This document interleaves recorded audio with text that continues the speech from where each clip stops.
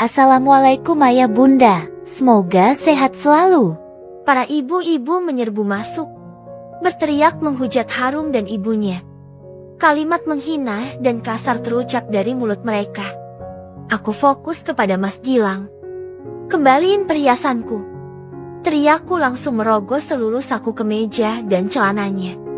Sebuah amplop coklat tebal kutemukan. Segera ku serahkan pada Rani. Di atas meja kecil di hadapan Tuan Kadi, terletak perhiasan cincin. Itu cincinku. Kuraih dan kuserahkan pada Malah. Apa maksudnya ini? Pak Gilang? Tanya Tuan Kadi berubah pucat. Maaf, Pak, saya istri sahnya. Kami belum berpisah. Bapak berani menikahkan mereka? Tanyaku penuh ancaman. Permisi. Lelaki berseragam baju koko itu beranjak pergi. Harum pelakor. Gak tahu malu. Pengen kaya, suami majikan diembat. Musnahkan pelakor. Usir saja dari kampung ini. Iya, usir saja. Para warga menyeret Harum keluar. Harum menjerit dan meraung.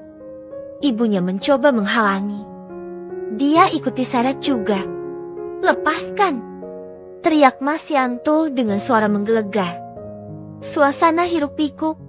Ibu-ibu melampiaskan amarah dengan berteriak menghujat Harum dan ibunya. Mas Yanto dan Mas Gilang berlari keluar. Mereka berusaha melepaskan kedua perempuan itu dari cengkraman warga. Mas Gilang melindungi Harum, sedang Mas Yanto melindungi ibunya. Lepaskan! Teriak Mas Yanto dengan suara menggelegar. Para warga mundur, tapi teriakan mereka masih terdengar memaki dan menghujat. Harum dan ibunya lepas dari amuk warga. Syukurlah, emosi warga bisa dikontrol. Kalau tidak, mereka berdua pasti sudah jadi pergedel. Harum bersembunyi di balik punggung Mas Gilang. Sang Durjana semakin pucat pasi. Apa alasan kalian melabrak pernikahan adikku? Dia mau menikah. Di mana salahnya? Teriak Mas Yanto menatap warga tidak senang. Hei, Yanto. Bukan masalah dia mau nikah. Kalau nikah silahkan saja. Tapi lihat dulu siapa yang dinikahi. Keluarga nggak tahu malu. Udah dikasih tumpangan di rumah majikan, malah mau nyuri. Yang dicuri suami majikan lagi. Bik Surti melangkah ke depan. Warga lain langsung mendukung dan meriaki lagi dengan hujatan. Mereka menikah atas dasar suka sama suka. Gilang menyukai Harum. Dalam agama kita, lelaki boleh beristri lebih dari satu. Lalu kenapa kalian yang ribut? Kalian dengki. Ibu Harum rupanya sudah berani berkoar-koar di bawah ketek anaknya. Hei, gak usah bawa-bawa agama kalau gak tahu hukum dan syaratnya. Iya, salah satu syaratnya kalau istri pertama setuju. Tanya Melur, dia setuju gak suaminya kawin lagi? Enggak, kan? Teriak ibu yang lain. Teriak semua warga. Melur itu sudah mau dicere. Melur bakal dibuang dan dicampakan. Lihat aja, dia akan jadi gembel balik ke kampung ini bersama ibunya yang sombong itu. Balas ibu Harum sengit. Usir pelakor. Nggak ada tempat di kampung kita ini untuk pelakor. Iya, usir. Teriak warga makin ganas. Aku, Malah, Rani, dan Mas Andi hanya menonton. Pertunjukan seru itu berlangsung beberapa menit. Sebenarnya kasihan juga melihat Harum menangis histeris di amuk warga seperti itu. Apalagi dia dalam keadaan hamil. Tapi, tunggu. Kok, aku jadi ragu sih? Dia hamil sungguhan atau hamil beneran? Perempuan licik seperti dia dan ibunya bisa saja berdusta untuk menjerat Mas Gilang. Tapi, apa peduliku? Biarin. Mas Gilang megap-megap di dalam jeratan keluarga selingkuhannya. Stop. Kami semua terkejut. Beberapa orang berseragam turun dari sebuah mobil. Hentikan. Ini ada apa ibu-ibu? Kenapa bikin arisan di jalan? Ini mengganggu kenyamanan kampung kita ini. Maaf Pak Kades, Pak Kadus, keluarga Yanto yang bikin ulah, sahut ibu-ibu serempak. Mas Andi langsung mendatangi rombongan. Sepertinya dia berusaha menjelaskan keadaan yang sebenarnya. Para rombongan menatapku sekilas, lalu menatap tajam Mas Gilang. Setiap pernikahan, meskipun itu hanya pernikahan siri, harusnya dilaporkan kepada kami selaku pengurus desa ini. Itu sudah kebiasaan di desa kami, Pak Gilang. Supaya kami bisa menghimbau masyarakat jika terjadi hal yang tidak diinginkan seperti sekarang ini. Bapak sudah melanggar peraturan di desa ini, Pak Kades menerangkan. Mas Gilang tertunduk. Aku yakin sekarang dia sudah tidak punya muka lagi di hadapan seluruh warga kampung. Untung aku segera menceraikannya, sehingga aku tidak usah ikut menanggung malu bersuamikan seorang durjana. Silahkan tinggalkan kampung kami ini. Pak, tolong jangan pernah datang lagi. Kami tidak bisa menjamin keselamatan Anda. Hari ini warga saya cukup bijak. Mereka tidak bertindak anarkis terhadap Bapak. Mungkin karena mereka masih menghargai melur istri Bapak. Tapi kalau terulang lagi, saya tidak bisa menjamin emosi warga. Desa kami ini selalu aman. Pak, belum pernah ada kejadian selingkuh atau nikah tanpa tahu istri pertama. Pelakor istilah zaman sekarang, alhamdulillah nggak pernah ada. Kalau Bapak memulainya, saya khawatir yang lain akan menirunya. Paham, Pak? Imbuh Pak Kades lagi. Mas Gilang semakin tertunduk. Dan kau Yanto, tolong bawa adik dan ibumu masuk. Jangan sampai para warga nekat mengusir mereka keluar dari kampung ini. Usir aja, Pak.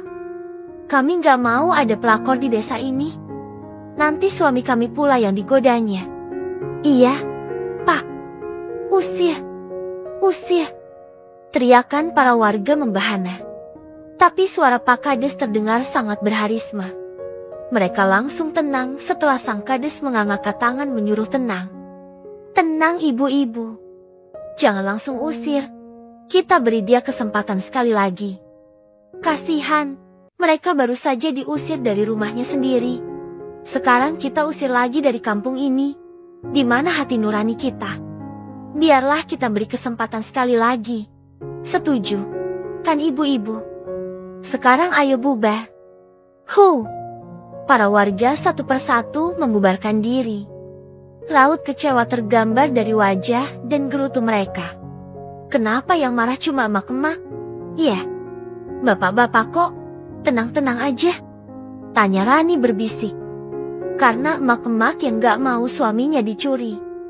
Kalau bapak-bapak setuju aja, biar bisa nikah lagi. Pengen tahu gimana rasanya punya dua istri.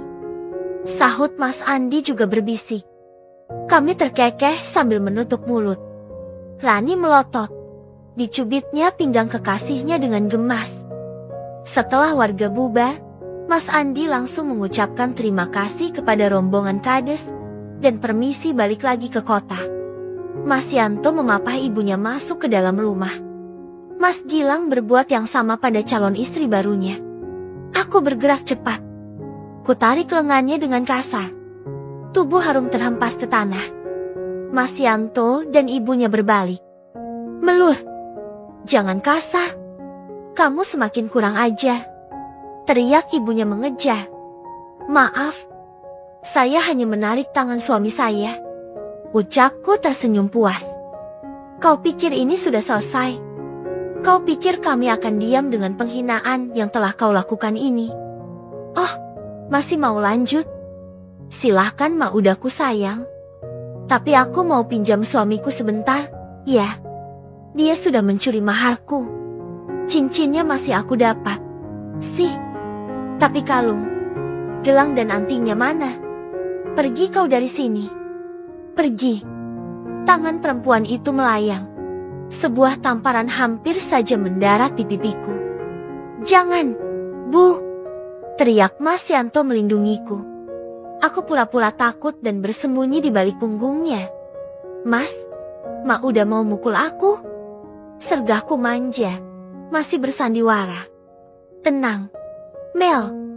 Aku pasti akan melindungimu. Ucapnya lembut.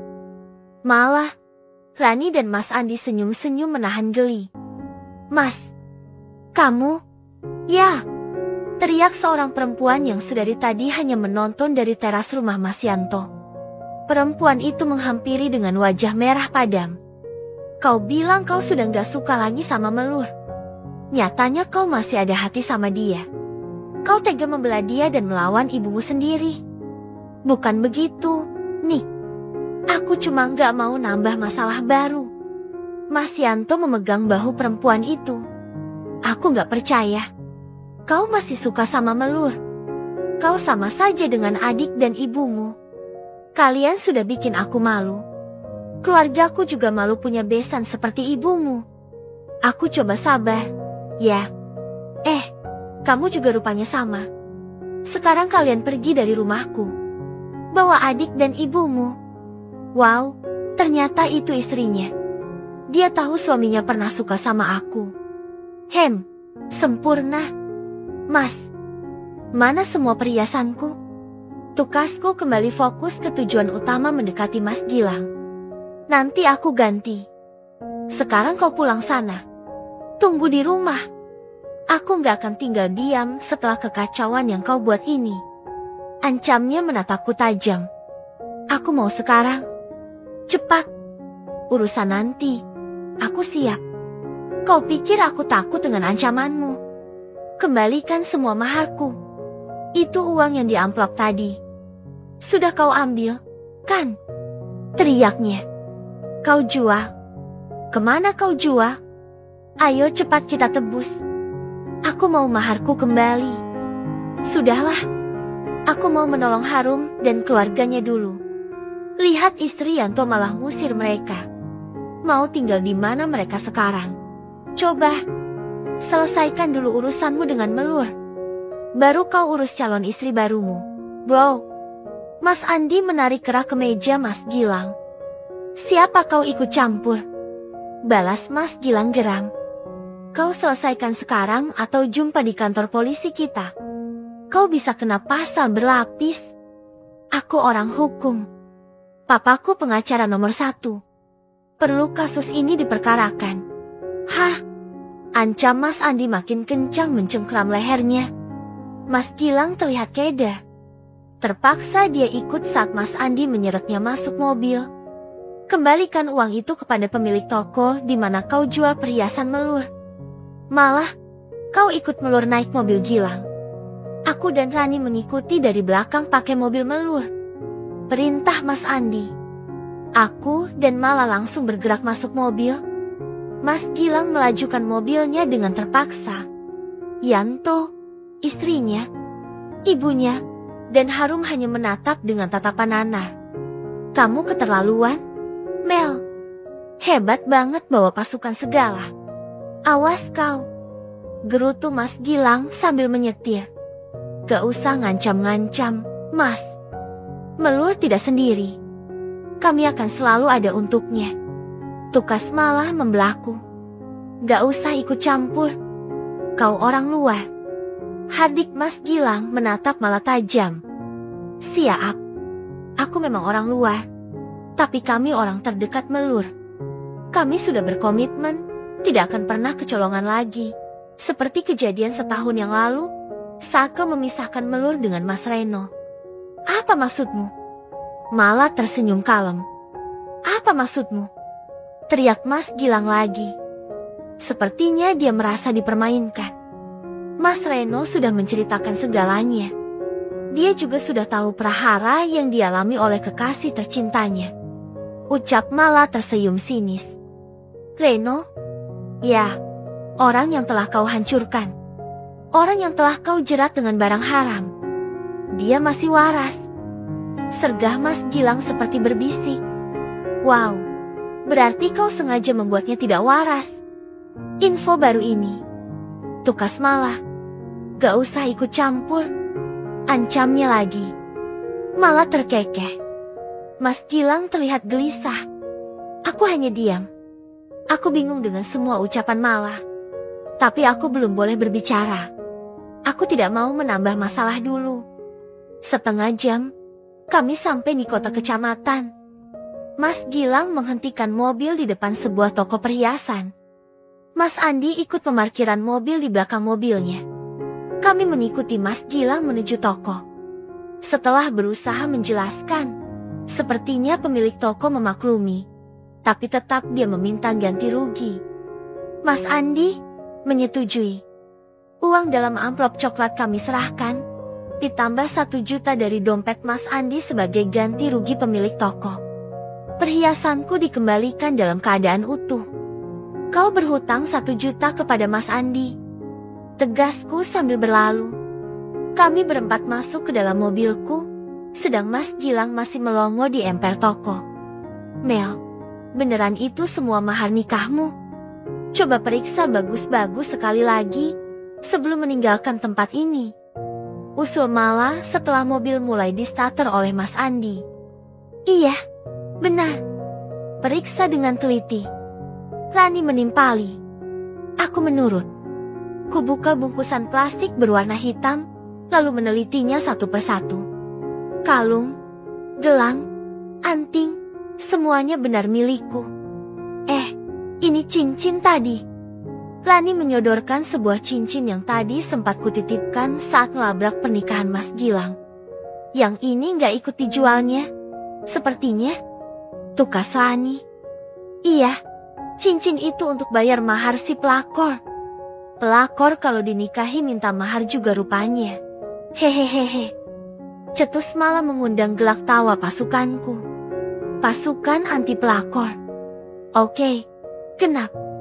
Semuanya sudah utuh. Ucapku sambil membungkus dengan kuat, lalu menyimpannya dalam tas. Oke, kita berangkat. Seru Mas Andi menjalankan mobil. Kulirik Mala di sampingku. Gadis itu terlihat agak pucat dan memicit perut. Tubuhnya disenderkan di sandaran kursi mobil. Mal, kenapa? Kamu sakit perut? Tanyaku khawatir. Lapar, belum sarapan. Sahutnya tersipu. Oh, iya. Kita lupa sarapan. Saking semangatnya nyerbu pelakor. Hehehe. Timpa Rani. Mas, singgah cari makan dulu. Yuk. Usulku kepada Mas Andi. Di sini mana ada tempat makan? Yang ada warung di kaki 5 gitu. Mau nggak makan di situ? Mas Andi menunjuk emperan toko. Mala dan Rani saling bertatapan. Ini kota kecil, cuma kota kecamatan. Warung untuk makan ya, hanya ada seperti itu. Tapi jangan khawatir, makanannya terjamin enak dan bersih. Kok, tempatnya aja yang sederhana. Kita coba, ya, aku jamin.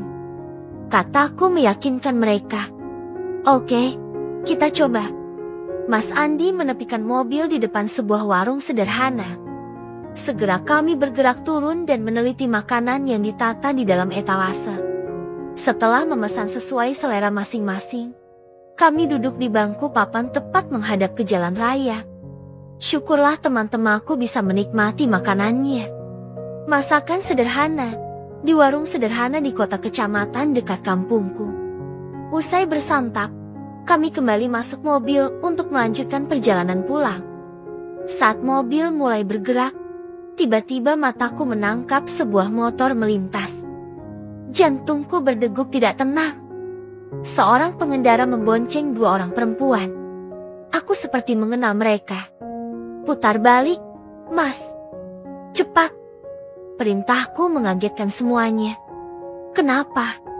Tanya mereka berbarengan. Putar aja. Terus tancap. Ayo, Mas. Aku memaksa sambil terus melihat ke belakang. Oke. Mobil segera berbalik dan langsung tancap gas.